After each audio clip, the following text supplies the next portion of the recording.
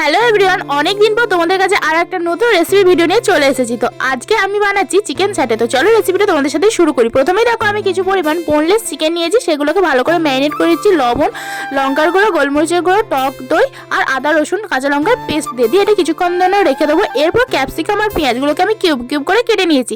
তারপর দেখো আমি এখানে একটা ব্যাটার রেডি করছি। ময়দা আর কর্নফ্লাওয়ার 1 চামচ করে দিয়েছি, আর দিয়েছি তার মধ্যে নুন, গোলমরিচের গুঁড়ো দিয়ে অল্প একটু জল দিয়ে ভালো করে একটা ব্যাটার রেডি করে নিয়েছি। এরপর একটা চপস্টিকের সাহায্যে আমি এখানে চিকেন, ক্যাপসিকাম, পেঁয়াজ সবগুলোকে স্যাটের আকারে আমি গড়ে নিয়েছি। এরপর এই ব্যাটারে চুবিয়ে ভালো করে লাল লাল করে এপিটোপিট করে তেলে ভেজে নিতে হবে।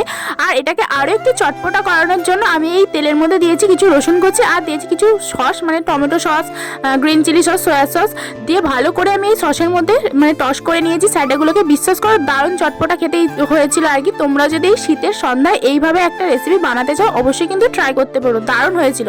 আর ভিডিওটা কেমন লাগলো জানিও।